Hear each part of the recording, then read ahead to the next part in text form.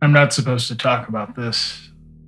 I'm in still, so I'm not giving you my name, my unit, or my exact location. You can guess if you want. You'll probably be right. Eastern Europe, woods. This is pre Ukraine. We were out there for one of those long rotations. You know the type 9, 10 months of rucks, blank fire, endless lanes, and training. It all blurs together into wet socks and MRE heaters. Most of it was boring. That's the truth nobody tells you about the Army. Just cold, tired guys doing the same patrol base in the same patch of trees for the third time in a week. We joked that if the Russians ever rolled in, they'd be more surprised than we were. And then there was that night. The one thing that I can't explain. We were on day 3 of a 5-day field exercise, standard company-sized thing. 3 platoons, a couple attachments, a captain trying to get his graded lanes perfect, first sergeant trying to keep everyone from losing their feet to trench foot. It had been raining almost nonstop for 2 days. The kind of rain that isn't dramatic, just relentless. Everything we owned was damp: socks, sleeping systems, our souls. I was a fresh sergeant back then, E5 for maybe 3 months. First real exercise where I had a squad myself. I loved it. I loved the responsibility, loved the feeling of being the guy people looked at when they didn't know what else to do. I also liked having something to complain about. I'm Army, it's part of the package. That night, we were in a patrol base in a stand of pines. Guys on the ground with backpacks or rucks, rifles, looking out around in 360-degree security. Not much, but bread and butter for us. You've seen the pictures, trees packed so close together you could hang your gear between them. We dug in as much as we could, as much as the rocky soil allowed, and built up our little half-moon fighting positions with logs and sticks. Claymore mine simulators were strung out in front, weapons all fitted with blank fire adapters, nods, or night vision up on our helmets. We'd been told to expect OPFOR, or the opposing forces, sometime after midnight. Mostly Americans from another unit with some British soldiers mixed in, playing the bad guys. Everyone had blanks, but real weapons. A lot of noise, but no actual bullets. The idea was that we'd shoot at each other in the night, make contact, go through our drills and routines, and then sometime, very in the morning, get some sleep. The day had been a grind. Movement to contact, react to an ambush, the usual stuff. By the time we built the patrol base, everyone was cooked. My guys were wet, tired, hungry. They were also wired, because everyone knew the OPFOR hit was coming, and nobody wanted to be the idiot asleep when it started. We had night vision and thermals. The battalion had gone heavy on loner gear this trip. We also had pyro. Way too much pyro. Supply had screwed up somewhere along the way, like they do, and our company ended up with a stupid number of parachute flares and star clusters. We joked that we could light up half the country if we wanted to. Captain told us, fine, use them, better to train with them than turn them back in. For civilians, a parachute flare is exactly what it sounds like. You pop the cap, push the firing pin, it launches this burning star up into the sky. A tiny parachute deploys, and then it floats down slow, bathing everything in hard, white, phosphorus light. In an open field, it's cinematic. In the forest, it's something else. The first weird thing happened a couple hours before any of that. My squad had the northern sector of the perimeter. We were spread between trees, overlapping fields of fire, doing the standard try not to fall asleep while leaning on your ruck drill. I was checking on my team leaders when I heard it. A footstep. Just one. Not the crunch of a deer bounding off. Not the frantic scattering of a boar. Just a single deliberate footfall on wet leaves somewhere just outside our sector. I froze, listened. Nothing. Probably one of our idiots chasing a piss tree, I told myself. I didn't call it up. I didn't even mention it. I filed it under the woods make noise. Maybe 10 minutes later, my gunner, Reese, hissed my name. Sergeant. I crawled over. What? He jutted his chin toward the tree line in front of us. Thought I saw somebody, like right there, he whispered. But they were wrong. What do you mean wrong? I asked. He frowned under his nods. Like too still, like one of those cardboard targets that we shoot at, but like it wasn't there before. I looked. Nothing but trees, shadows, and my own breath fogging inside my neck gaiter. "You're tired," I said. "Probably saw an E-type from the last unit's lane or a stump or something." He nodded, but didn't seem convinced.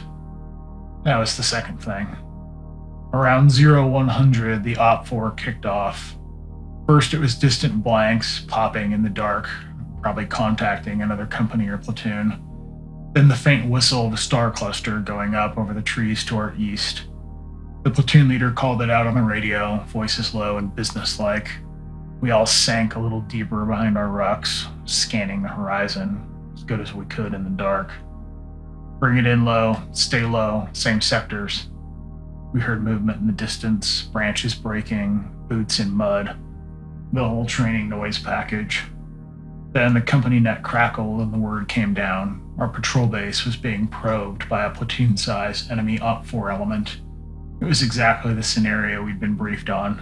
"Get ready," I told my guys. "They'll test the wire before they push it." Sure enough, a few minutes later, blanks started cracking at the edge of the perimeter. Our guys answered back, and soon it became this constant, cluttered soundscape of bursts, shouted commands, and the occasional British accent yelling something we couldn't understand. "Flare!" the platoon sergeant yelled from the center. One of the team leaders in the first platoon popped one.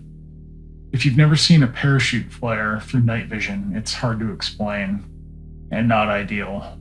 The forest goes from flat green to this harsh monochrome daylight. Every branch, every drop of water, every breath of mist becomes a stark contrast. The flare hissed as it descends, those tiny little fins whispering as it spins downward toward the ground. Shadows go knife sharp. I scrambled to cover my night vision so they wouldn't become washed out or damaged, and I looked over the terrain as the light fell across the forest. For a moment, the world was frozen in place. Everyone stopped firing to see where everyone else was. I looked around the tree line, just my eyes, to see what I could see in the light. And that's when I saw the first one. Between two trees, maybe 50 meters out, not where OPFOR was coming from, not where our sectors were oriented. There was a shape. Half of it was hidden behind a trunk, the other half was just there. It was about human height. It seemed to have shoulders, seemed to have a head, but no rifle, no helmet, no gear. Just a dark shape against lit up bark. I blinked. The flare drifted a little more. For a heartbeat, the light angle changed and the shape vanished. I thought my eyes were playing games with me. Then the flare burned out and everything went back to green grain and confusion through night vision. "Contact front," someone shouted from another squad. Blank started up again and I lost track of where the shape had been. We kept fighting. It was a good lane, I'll give the cadre that. OPFOR pushed us from multiple directions. Our machine guns were going hard. Even with blanks, a 240 is loud enough to make your chest rattle and your teeth hurt.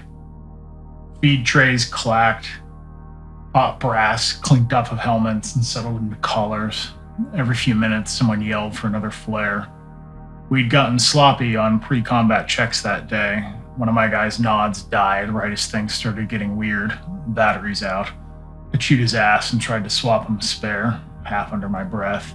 "This is why we do PCCs and PCIs, man. Fix it when it's boring, not when people are shooting." He kept apologizing as we fumbled batteries in the mud. Another flare went up. This one drifted straight over our sector. The woods lit up again, this time closer. I could see individual raindrops hanging in the air. Every tree had a double, triple shadow. My breath came out in little white ghosts. And there, again, between two tree trunks, closer this time, was another silhouette. This one was maybe 30 meters away, closer than before. Again, not where OPFOR was, not where any of our guys had been or should have been. Same thing as the first, half hidden, too straight, oddly shaped, too still. If it were a man, he should have been flinching at the gunfire, looking around. Moves are jerky under stress. This thing was gentle and wrong. I stared so hard my eyes hurt. "Reese," I whispered, "you see that?" "Yeah," he breathed. "Yeah, I see it." What is that?" one of the other guys murmured. "Shut up and keep your sector," I snapped, because I didn't have an answer and it made me angry. I glanced down at the thermal we had clipped to one rifle. We borrowed a couple from a sister unit. I motioned for it, put my eye to the eyepiece, and trained it where the silhouette had been. A thermal scope allows you to see not so much imagery, but a heat signature of a person or an animal. And if there's a person standing there, even behind shrubs or trees, they should be illuminated. But there was nothing. No bright white, no warm outline, just the cool, mottled gray of wet trees. I pulled the nods back down and looked through them again. The silhouette was gone. Parachute flares aren't fast. They sink down slow, whispering. This one turned slightly as it fell, changing the angle of the light. I could swear I saw the shape again, moved slightly behind a tree, just enough that half of it slipped away as I looked. I don't think I saw it move. It was more like one frame was there, the next frame it was gone, like watching a slideshow instead of a movie. It was hard to tell. The flare burned out, and then it was gone. I switched back to nods and couldn't see anything. At some point, OPFOR fire thinned out. It took me a while to notice because my eyes were ringing and my world had shrunk down to my sector and my guys, and those shapes. Then, one by one, the blank firing stopped. No more crack, crack, crack. No more machine gun roar. The whole company, 3 platoons worth of soldiers, went quiet in stages until there was nothing left but the hiss of cooling barrels and the patter of rain on leaves. Somebody fired one last flare. The pop echoed, then the soft rush of it going up. We all watched because that's what you do. You can't not look at a flare in the area around it. It burst overhead and bathed everything in that sharp white light again. For the first time all night, there were no blanks, no shouting, no whistles.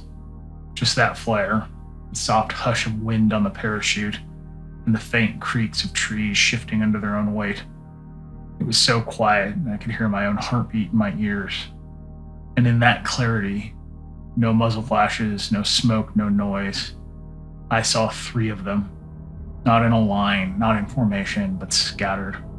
One straight ahead between 2 trunks, one off to the right, partially hidden behind a tree. Just a curve of a shoulder maybe and a suggestion of a head. One deeper in, barely more than a darker patch against the bright wash, but definitely there. None of them moved. They weren't OPFOR. I knew that in my bones. They weren't us. They weren't wearing anything I could identify. They were just there, like they belonged to the forest more than the trees did. I flicked my gaze to the thermal scope again. Nothing. They didn't show up. Just the cold shapes of trees and no human heat. I thought I was looking in the right place. Maybe I wasn't. I switched back to the nods.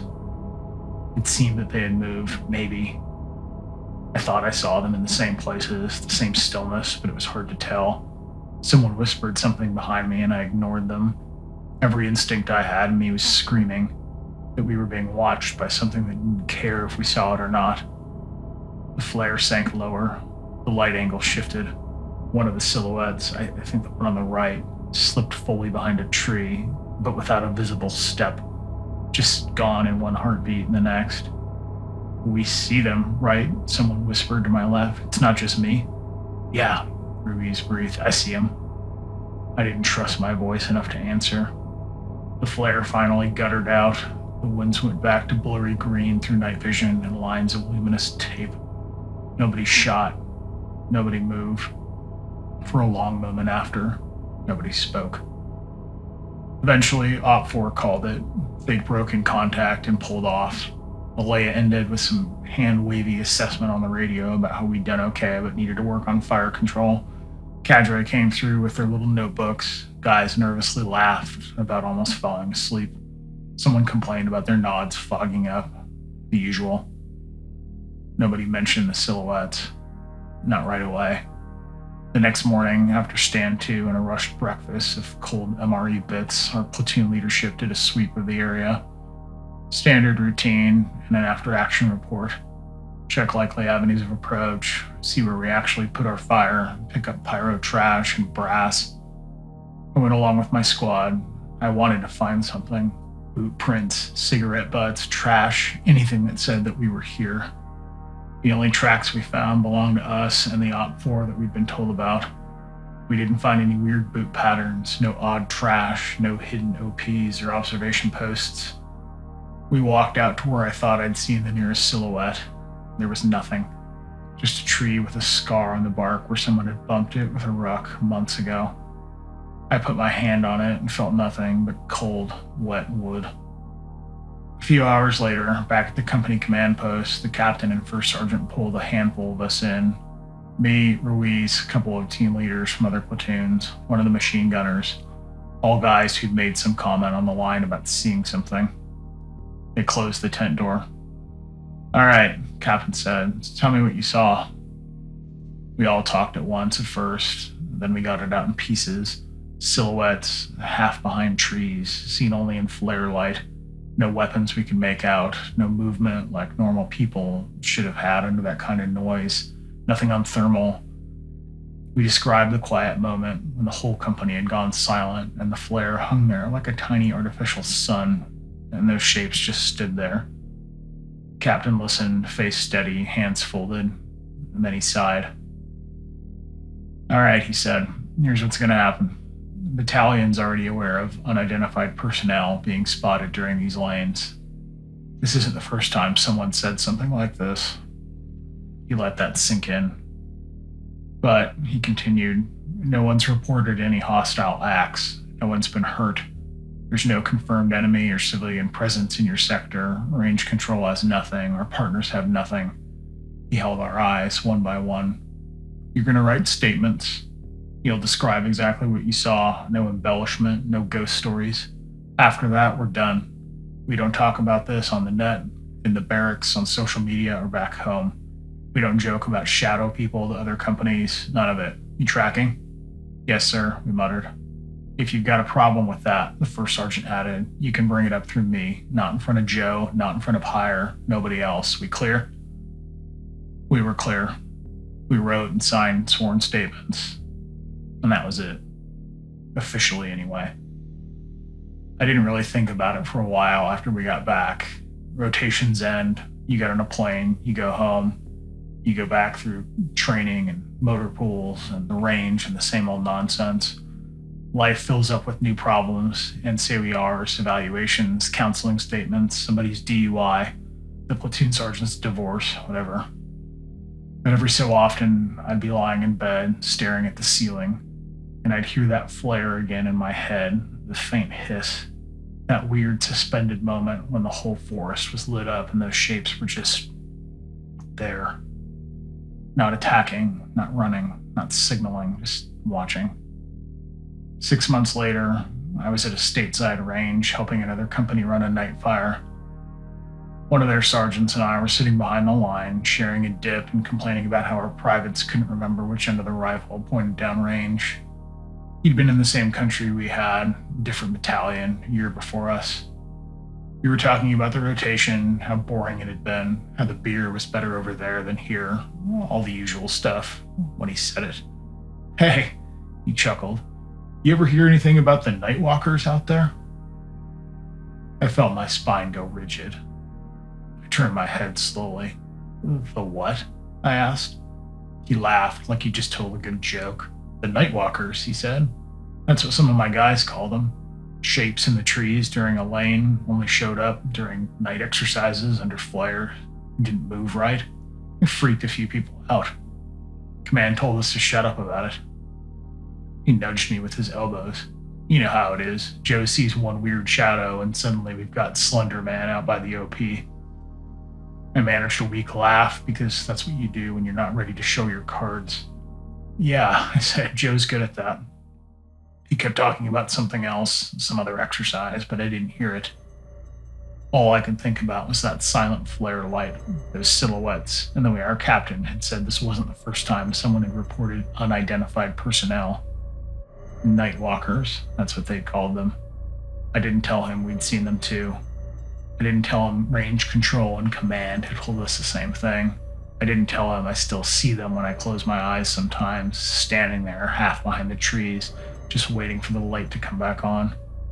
I just stared down at the dirt, listening to the muffled cracks of rifle fire on the line, and tried not to shiver. Because suddenly it was clear. It wasn't just that one night. It wasn't just my company. It wasn't just shadows. And whoever they are, the army keeps pretending they're not there.